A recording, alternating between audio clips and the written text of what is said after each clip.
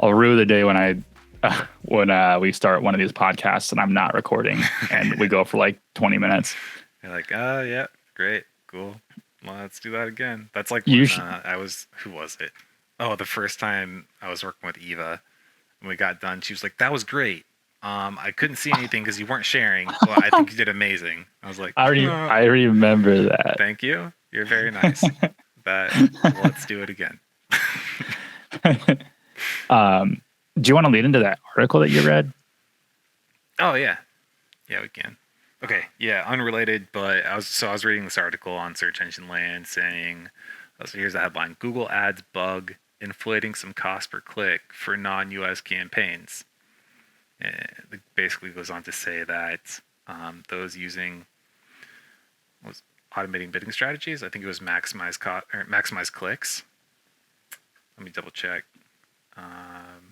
Yes, yeah, they say we're aware of a problem with Google Ads affecting a significant subset of our users. We'll provide an update by May 25th, detailing when we expect to resolve the problem. And yeah, a technical issue causing cost per click to be incorrectly inflated. Like, that's a very nice way to say we're robbing you. Uh, aren't they? Wait, aren't they grading accounts based on their utilization of automated bidding? Yeah. So, because that's what I just checked in with Google Partners Rewards, because they're the ones saying that we want everybody to use automated bidding, and we have the bulk of our accounts using some automated bidding strategy, and there's a bug in their platform that says we're not. So I messaged them to say, hey, we are. What's going on? But yeah.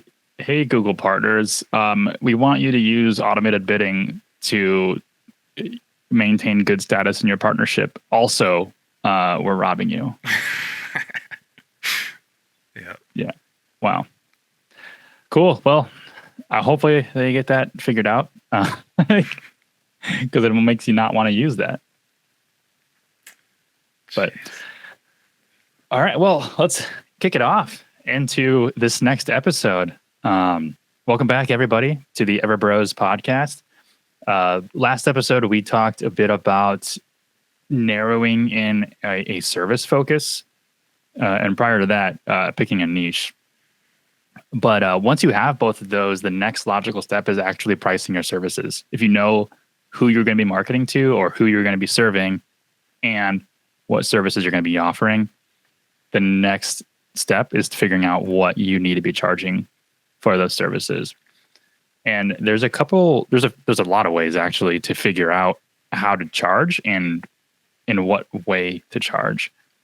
So we use a billing model called productized services, and it's not really called that, but we have productized services and we bill at basically a flat rate. But there's other billing models out there that Cody, you're more familiar with, and I think I don't know if you've used them in the past, but lead into that a little bit.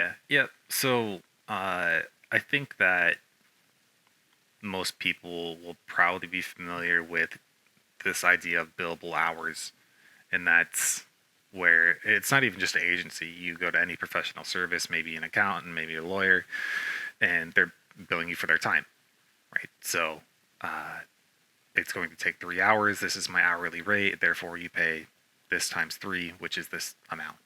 And I worked at an agency that was very transparent about that, and it made growth very easy because you would just bank on an account for the amount of time that was spent on an account, and you could adjust it as you go. So if you found that you weren't using the time that you originally said the account would need, then you tell the client, hey, we're not using this much. We're going to reduce how many hours because we're overcharging you. Or the other way around and say, hey, this is more demanding than we thought it was going to be. So we're going to have to up this because we're spending a lot more time inside your account doing these things. And so that's a direct billable hours thing where you're very transparent with the client. They know exactly how much time you're spending there and what to expect with that. And internally, it's very easy to plan for growth because you know this is your team, this is how many hours they're capable of working, and when hours go above what you have for inventory, then you need to hire. You got to bring more people in, that sort of thing. And I don't love that one. I'm okay with it, and I think it's very cool if you're okay with that and you like that idea and that's comfortable for you, I guess. But I You have to be comfortable with like overbidding, like yep. saying that's going to be taking this, and then also selling that. Like, but a lot of our outsourced developer does that, and then even our niche clients, our landscapers and lawn care guys, they do that. They do billable hours based off of a quote. Yeah, and I guess we can say some things here that would be otherwise offensive in some cases because the people who are going to be listening to this are entrepreneurial of some sort, and I'm uncomfortable selling time directly. That feels like a strange concept to me. And I guess if you're comfortable selling other people's time because they're employed by you, and either, I mean, you can do it yourself too if you're comfortable selling it that way. I shouldn't say that, but if you're selling other people's time and you know that they're dedicated to this much because you have this as your expected hours requirements, you know, for full-time work or whatever, right? You know, and you can sell it that way. Then cool. If you like that, I just personally, I don't like that idea because I like knowing and thinking that, well, what if I can do it faster? I don't want to be penalized for improving. So if I start out and this is only taking, it's taking 4 hours, but then after 2 months I can get it down to 2. Why shouldn't I make the same amount of money? Because I found the efficiencies. Mm-hmm. And yeah, so The devil's advocate of that though is, well, if you can do it faster, then you can fit more clients into your schedule. Yep. Yeah. I mean, so there's two ways to look at it. And I'm not going to say it's a bad idea. It's just personally for me, I'm not a huge fan. And that's again why we talked about productized services before. So with a productized service, you've outlined what is included in the service, and you should have a general idea of how much time that's going to take to do that, or how much you can generally allocate for that. And we call that like an internal goal rate. So what we do is we have an idea of how much time should be spent for each product package that we sell, and it's a loose goal because if things need to flex, they can. That's fine. We can go and dedicate more time to accounts that need it.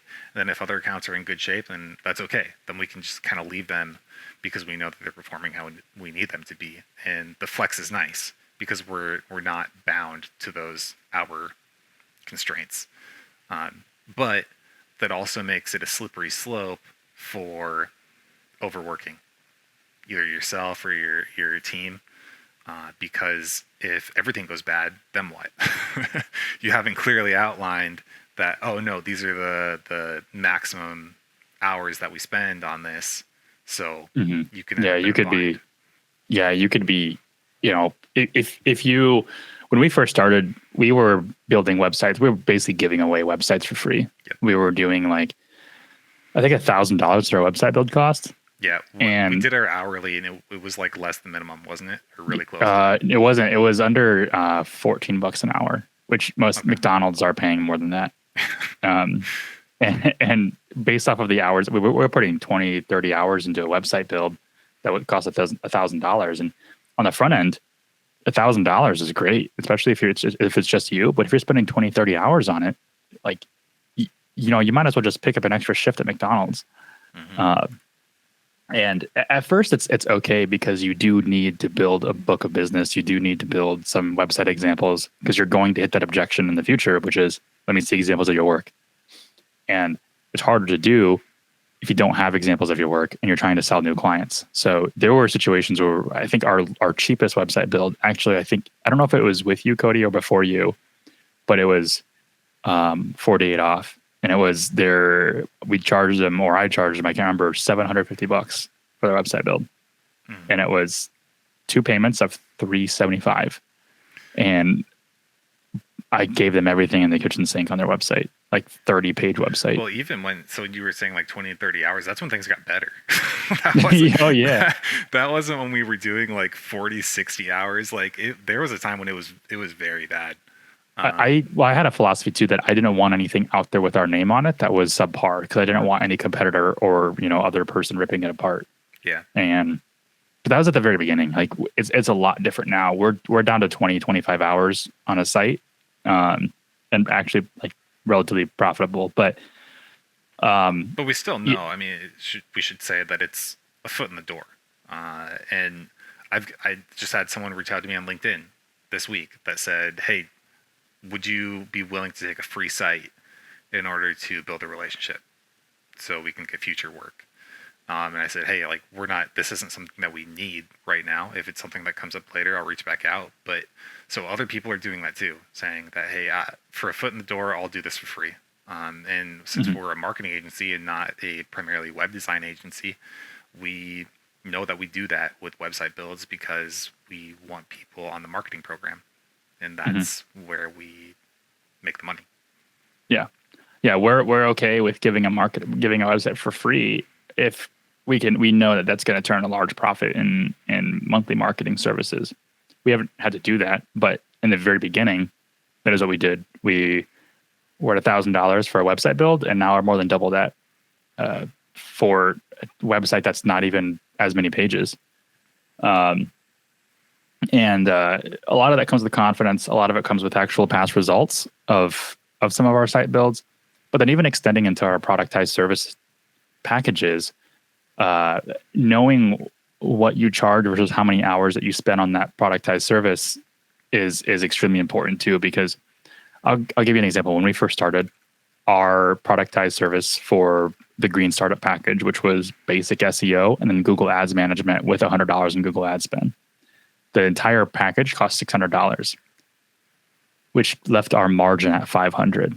So we initially started with $100 per hour.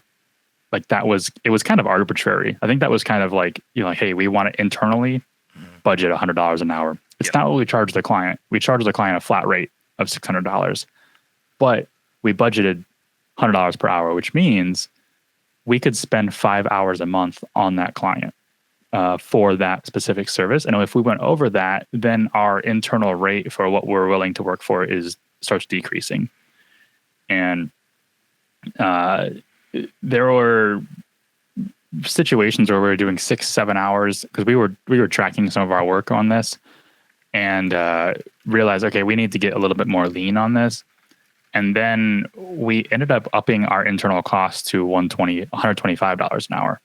So instead of spending 5 hours on a client, we can now spend 4 hours on a client. One, because we got leaner and we figured out how to do our services faster. That still had impact.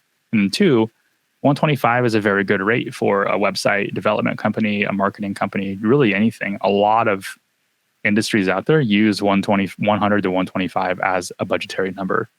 Even our clients use 80 to 125, our landscaping clients as an hourly rate. And it just has to go into overhead. So, and all their costs factor into that. So when we use 125, it's just a very good number. We do it for our website builds now, saying like, if we charge $2,500, which it has since increased from that. If we charge 125 for a website build, we're willing to spend 20 hours on that site build. Yeah, I think it depends partly on your goals too. Like, what are you going for here? Or do you want to be a high ticket freelancer? Do you want to grow an agency?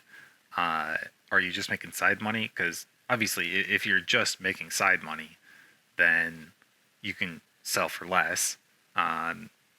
You could do like 40 to $60 an hour if you're just freelancing. And if you want to be a lot bigger, then you're going to want to get even higher, up to like 150 or higher as quickly as you reasonably can, because you know that you're going to need that infrastructure to grow to that point. But it does depend. And I wrote this down because I don't think either of us have ever said it, but I think it's important. And I was told this many times, so I want to clarify what I mean, but I'm just going to say it first is you need a business plan. You need a business plan. You need a plan for your business. Should have had that in our first episode. Yeah. You do. And the people that have told me this have been older gentlemen, and they're right, and I understand them, and they mean very well. But when they say it, they mean I want a 20-page written Word document of how you plan to grow your business. I'm not saying that. I'm saying that you need a structure by which you plan to allocate things and keep things in check. That way you don't get to a point where you're like, oh, how did I get here? Why are things so bad? Why does my life suck? Yeah. Why am I spending so much hours on something that's not paying? It's not worth it. Mm-hmm. So like, and that's a good point too. Like, I have some friends who I'm helping them learn how to build websites just so they can earn some extra side money, and they're asking me how much they should charge. And then I pretty much ask them, is this side money? Because, if you're a freelancer, be willing to charge $40 to $60. And they go, holy cow, I'm only making like $20 an hour right now. I'm like, yeah, but you're not selling your 9 to 5 time. You're selling your 5 to midnight time. And that's more expensive than your 9 to 5 time. And you're selling your weekend time. So as a freelancer, you can sell these prices at $40 to $60, even $80.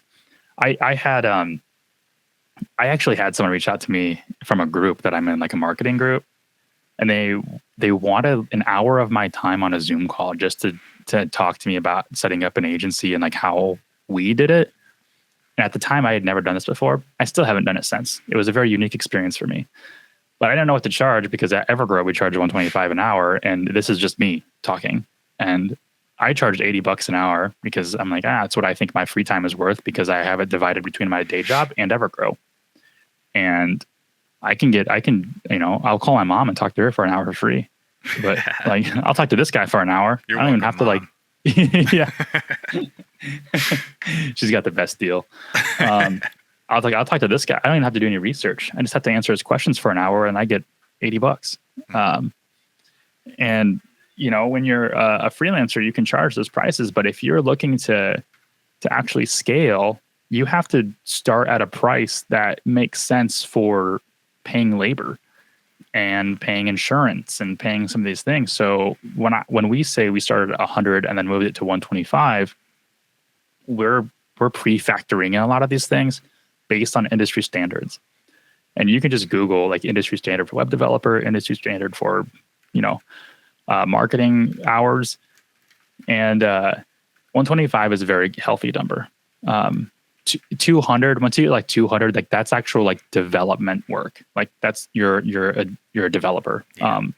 And that can go to like $500 an hour, $1,000 an hour as like a high ticket consultant for like a large firm. We're throwing all these numbers out, and by this time next year, like a hot dog's going to cost $50 because inflation's going to take over everything. Keep in mind, this is 2022. So just do an inflation. If you're listening to this in 2050, pull out our inflation calculator. May 2022. So by September, double your rates. No, but you said when we improved efficiency, we effectively ate that. We didn't raise our internal, because it was a productized service. We didn't come back to our clients and say, hey, we're increasing rates, we're charging you more. What we did internally was say, okay, we don't have to spend as much time. It's the benefit of economies of scale. We didn't have to spend as much time on it, which means we became more efficient so we can make more money with our time. We didn't go back to clients and say, give us more money because we got better. We said we can accept more clients and accept more money instead of please give us more money. So, and we use Clockify. So Clockify.me is an app, a free app that you can do to track your time on specific projects. And it's super easy. You can either you just hit start and stop, or you can manually enter things. And that's where we started realizing that we're losing a ton of money on website builds. And we started tracking for monthly SEO and monthly marketing services. And then we switched to a project management software called ClickUp. And we started tracking our time in there. Well, most of us, looking at you, Cody. And Cody's still using Clockify. He's an owner. It's a It's he's a real he's an owner, so he can do what he wants, right? That makes me sound So, so bad. I feel like I feel obligated to defend myself. but you're not gonna. I'm gonna write it down, and then I'm gonna come back to it if I feel like it. But so we have all what we call our minions, which is our employees, but it's not derogatory because we asked them. We asked them if they wanted to be called employees or minions, and they all said minions. So our minions, they track via ClickUp now. So if I look at our monthly SEO tasks and I see any SEO task over 4 hours, I can look into it and say, why did this take longer? And maybe it's a target account, maybe it's a problem account, one that we need to spend more time on. That's fine. But if it starts happening month over month, we have an issue. And sometimes it can even be with a client's neediness. They can say, oh, the client's been calling us a lot, that they've been, we've had to spend more time responding to emails or doing, if a client comes to us and say, hey, we want to add a mosquito prevention page that wasn't on their site, we'll do that, but it's in lieu of the hours that we were going to put in doing other SEO services because we have a productized service. If that mosquito page takes 7 hours to build, which I hope to God it doesn't, then that's one thing. But if they're doing that month after month after month, there's an issue. And we can address it with the client. And I've had to do this before. One of our clients in the Midwest, they were like, hey, I want all this done. I want, competitor research, X, Y, Z. And I remember talking to him on the phone and saying, hey, you spend $600 a month with us and 500 of that is your management fee. What is your hourly rate? And he goes, it's about $100 an hour. I was like, okay, let's put your hourly rate to what you pay us. And how many hours do you think we should spend on your account from a business perspective? And he goes, oh, okay, I see your point. And like, it was a risky game I played because I could have either like really annoyed and aggravated the client, but I also got it. But I was in a really good position with him, and Cody and I were like, a lot of our clients were pretty friendly with. But you have to think of your services like that too. If they're only paying you $500 a month, that's what your margin is. You have to set the expectation that this is all you get. If you want more, you need to upgrade, or have an upgraded service for that. So, but something that can be an issue with the productized service, though, if you're experiencing that, because it means something was up with expectations, and maybe you need to update the details of the service now so people can understand that better. So one of two things, like you'll have that where, okay, you weren't clear enough, go back and fix it. But you also experience that along the way too, because maybe there are parts that you didn't realize you needed to outline. And usually businesses do one of two things. I think the nice ones, I say nice, it's a perspective, but pushing back I think is a good thing because it's proactive communication is good. I would rather be told, hey, not cool, right? As opposed to what other companies will do, which is just intentionally be slow. I hate that. I hate when instead of being, it's not, it is confrontational, but it's not bad intended. I'm telling you this because we messed up in setting the expectations. So I'm being proactive to let you know, as opposed to, oh, I'm just not going to respond for 4 days to give you the hint that you're getting more than you're paying for. Just tell me or tell the client, right? Yeah.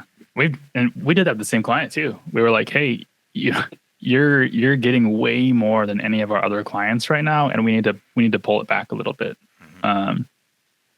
And like, if you want more, we can upgrade you to the service for a few months and see what results that you're going to get from that. Mm-hmm. But just be confident in setting your prices and setting your hourly allocations. So like our productized service is actually kind of a hybrid between billable hours and an actual productized service because of how rigorously we track time. Our minions are not allowed to do a service with a client unless they're tracking time against it. And it's not, well, I guess they're part-time. So we do need them to track all of their hours, but when they go full time, we're only requiring to track client hours.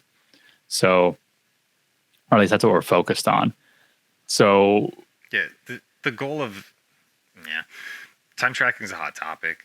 I know some people they're like, oh, it's super important. Other people are like, I feel micromanaged. And I think if you're running the business, you have to understand that. And the agency I worked at before we had Evergrow, and even with Evergrow, I continue to repeat this and say the goal of time tracking is not micromanagement. I don't care about some of these things. Like, I can't tell you how little I care about what you're doing in your downtime, as long as everything else is working out. But we have to know some of these things so we can plan accordingly and prevent bad situations. Because when things become time sucks and we don't know about them, that's how we end up with people who are very unhappy, not knowing how much time they're sinking into something that is either not making us money or wasting us a ton of money. And then the business gets into a bad spot. Actually, last week, that's exactly why, we need to increase our website builds by $500. Yep. Because we're charging basically $2,500 for our basic website build, which is the hottest seller. And that we were spending 25 hours on it, which if you do the math, I believe is $3,000. 125 times 25. Let's look it up. Math. I know math is hard. We run agencies. Math. 31.25 is what it costs. So we're increasing the base by 500, and that'll give us more room. So we got to do two things. One, our website builds still aren't super, they're not as efficient as possible. One, because we just trained 2 new employees that started 2 months ago, and 2, we're still improving everything every day. But increasing that, we're not eating $625. Now if it takes 25 hours, we're only eating $125. And that's the real importance of tracking time and knowing your internal hourly rate. And that's why I said we kind of have a hybrid, because we have an hourly rate, but it's not reflected on our client's invoice. It's only reflected on our labor hours internally to see if we do need to increase our flat rate for some of our services. Yep. But okay, last thing I wanted to, when I was talking about the different ways that people can bill, I want to make sure that this was also mentioned, is just value billing in general. So this idea that your time has nothing to do with what you're billing. In fact, you're probably, if it's just about the time, significantly overcharging because it doesn't take you that much time, but they're buying the value of it. So I think these are great things to sell in an agency, because they are ways to increase your profitability with minimal time investment or a significant one-time time investment. So things that I've experienced with it are maybe just thorough reports that you can send to clients that are maybe only web hosting. And so you're managing the website, but they want to have an idea of how the marketing is performing. So it's an upsell. It doesn't take a ton of time, and it opens the door for later on if they do want to get into marketing, that sort of thing. It's a big time sink at the beginning. So that's why it's a value bill, because the work has to go in somewhere. So if you are listening to this and you paid for a guru marketing course that costs $2,000 to $3,000, that was all a value bill. That's definitely absolutely that was all a value bill, and you wasted a lot of money. Because you're going to get all that information in this podcast, legitimately. So, and we're not selling any courses. Not yet. At least not yet. That's when we cash out. Yeah, but we're also not going to be charging $1,000. Well, maybe in 2050 when inflation is so high that $1,000 is next in September. It's going to be, definitely $10,000 for our course that doesn't exist yet. Okay, hey, no, I'm coming back. I'm defending myself. I wanted to say this. I wrote this down, and this is a time tracking that you haven't switched over to ClickUp. Thing. All right, okay. Let's hear it. Let's hear it, Amber Heard.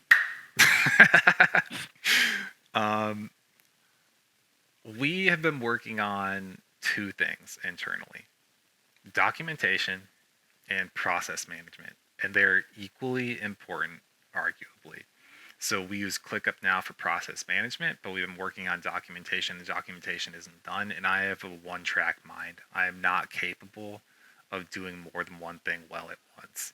So I said, hey, I want documentation to be at a very good point, and then I will come back and deal with process management. But between the two, I would much rather know how to do something than the order in which we do something, because it's easier to direct someone and say, no, hey, here's the order. Just go and reference these things, as opposed to, no, here, you know the order. Just go do it. And they're like, how? Like, that's a great point. I have no idea how to tell you. Let's spend, an hour every day on something that should only take 5 minutes. And anyway, I'm done. I love that That's your my time. defense for not tracking time in ClickUp is I suck. It is. It absolutely is. Like it wasn't even like no, this is like why I'm doing it the way I'm doing it, because it's better for me at this point. It's just like No, I suck. I Yeah, I'm incapable. for the listener, time tracking in ClickUp is as easy as just starting and stopping a clock, just like Clockify. I'll tell you why I don't think you use it, and I think it's because of anxiety. But I can't even tell you how. Right? Like, how easily am I overwhelmed? You tell me. Very, Like, yeah, very. you hit me with an idea, and let's say I have a blank mind right now. I'm like, nothing. Mhm. Tomato soup, no brain, cherry coke, something like that. No Why you're actual thinking of both of thoughts. those together is weird. I don't know. Well, okay, so earlier, no, I'm not. I'm just gonna leave I it. want to hear. Okay, you want to hear? Okay, so I was at, where was it? CVS. I saw they got the Amy's tomato soups. They're really good. I thought about buying one, and then I didn't, but I did end up buying a cherry or diet. It's in the back. Cherry Coke Zero. Oh, okay. I lost the original thread now, though. I don't know. Oh, yeah. So your anxiety of how overwhelmed you are because you usually think of nothing. Yes, It's like, you yeah, hit me with one thing, I'm gonna be like, I like that idea. I'm going to think about it. You hit me with the second thing, and I'm like, whoa, dude, you just gave me one thing. yeah. It's as I simple as can, like, I got hey, let's. someone on deck. That's fine. Do not give me the dugout. I'm gonna freak out. It's as simple as like, hey, we're gonna start a podcast, and this is kind of the order of episodes that we want to do. And Cody goes, okay, cool. Like, let me look at that. Let me think about it. I'm like, great. You need to download OBS. You need to, you need to get a second camera. You need to do all this. And he goes, whoa, hold on. Yep. I'm still thinking about the podcast episode order. And then he's overwhelmed and annoyed. Yeah, I don't know. Sometimes I think it would be nice to not be this kind of person. Be like, oh yeah, no, I'm capable of having more thoughts in my brain than just one or two. But it's also nice to know I can just tell you. I mean, you're very understanding of this, but even other people in my life, I'm just like, hey, um, I'm gonna do this to completion. I'm everything else I do not care about in my life. I'm canceling everything, and I'm doing this one thing until it's done, and then I'll let you know. And then please hit me with the next thing, and we'll do it. That's what's great about our first episode was like, I'll start 100 things and never finish them. You'll start one thing and finish it, but you'll never start two things. Nope. Yeah. And I think it's Yeah. because I know too. Like, if I did start two things, I would have so much anxiety. Like, well, now what? What do I? How do I prioritize this? Which one do I Are you finish first? are you still tracking time in Clockify? Yeah. Why? Uh, I'm not looking at those results. Are you? I like to know every week. Just Oh, like how many hours you invested? mhm. Yeah, especially with Hmm. like studying at the same time to know like, okay, am I doing a good job of balancing my priorities right now? Hmm.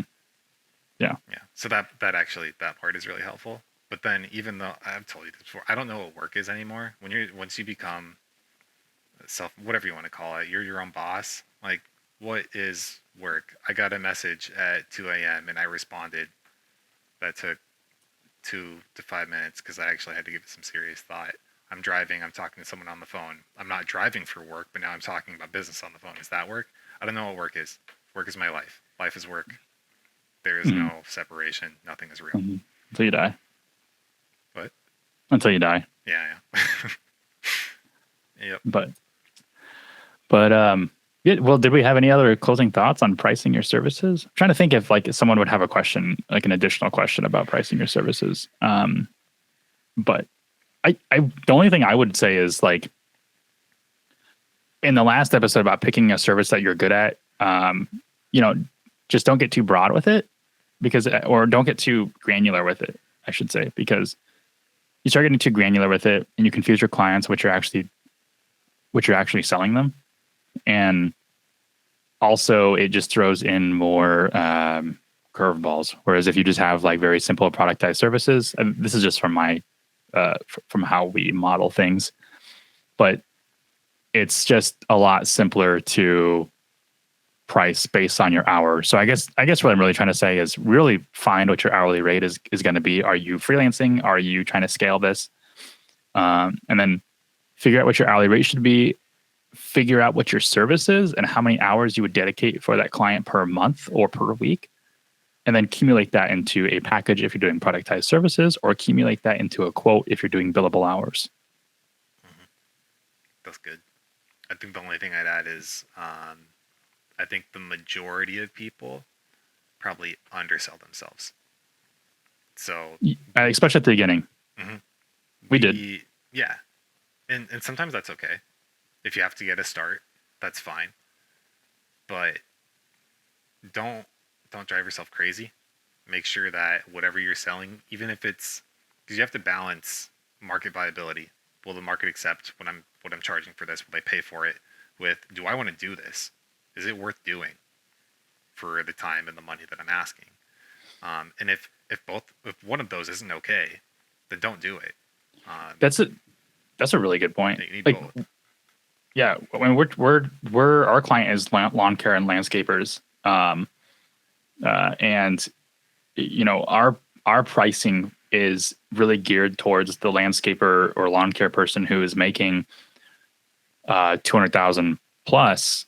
It's not geared towards those landscaping outfits that are doing $50 million.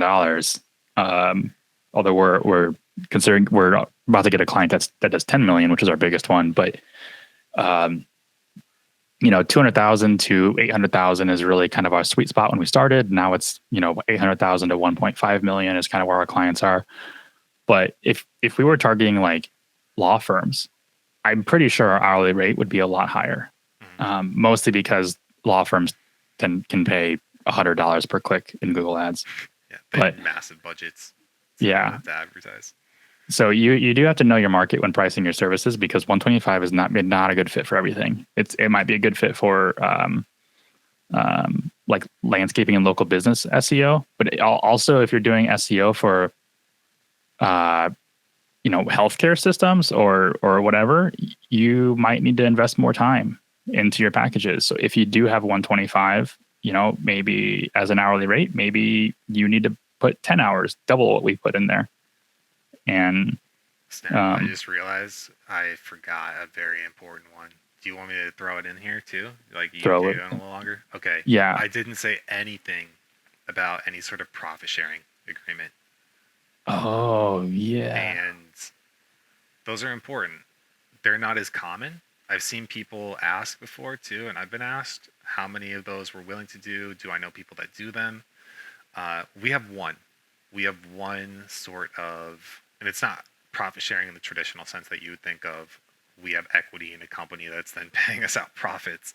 It's based on the agreement, but we've made an agreement that we earn a percentage of profit based on performance, and we only have one. We have one client that we've done that with because we had a relationship for a long time before we arranged this agreement this way, and we have a good trust system with them. And I think if you want to do that, then you need to do one of two things. You need to have that relationship already built, or take it really slow. For example, my girlfriend Jenny has a small handful of agreements like that so she does Amazon stuff. That's like her specialty, and it takes time to develop those, and they're with people that she knows at least relatively well, because you can't not trust each other with that sort of thing. It's too touchy. It's too scary. If things go bad, they go weird. It's not a good system if you don't, or you're not able to do that. Yeah, it has to be based off trust. We trust our clients. Say, hey, if you get any leads through your website, we get what is it, like 30% of the profit for that sale? Yep. And they can easily come to us and say, oh, we got a lead, but we didn't get a sale from it, even though they did. And they can lie to us about it because we're not in their CRM. We don't know any of this, but they don't. And we've built this relationship with them before we even started the agency, because Cody and I worked with this guy who then started his own postcard marketing company. So, and then, Jenny, what she did, I don't know, did she have a productized service basically? And then she was like, hey, we can do profit sharing.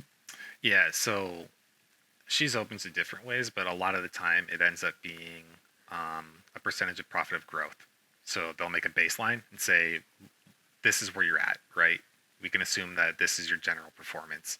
So things above this mark, you can then most likely attribute to me, right? Becoming involved in the things that I'm doing, and we can test and measure and optimize these things, and then know that growth above this point is something that I should be entitled to, because we already had the baseline established. So that sort of thing goes into the agreement. But yeah, so even then, that's something that has to come with trust, because you're saying, okay, what is you and what is me? Because it's not easy to just draw a line if you don't trust each other and say, no, this is it. This is what we're arbitrarily deciding. And our baseline is any online submission, because they do a lot of outbound outreach, and anything that comes inbound, we acknowledge that. And sometimes things come inbound that says, hey, we were referred to by so-and-so. And in those cases, we look at that subjectively and we say, okay, that's not us. They just went to the site and they filled out a form. But that's a good way to also get people who, when you first start out, say, look, I won't charge you anything. I'm performance-based. Yes.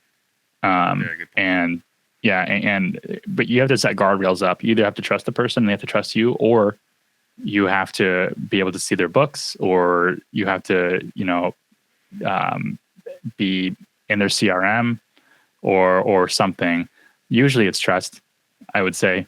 But if you get up agreement with it, they say, yeah, well, we'll share books with you or whatever, then that can be tracked too. It's a little touchier when it comes to the agreement side of things. I personally don't like to do that. I didn't even want to do the profit thing with our current client, because I'm just like, I don't know. I really like our productized services, and also I am the sales guy, so I am comfortable selling a service. And if someone doesn't want to buy it, that's fine. We'll move on. Yep. So cool. Well, I'm glad you snuck that one in there, because I feel like we would have got called out for not mentioning that. Mm-hmm. Cool.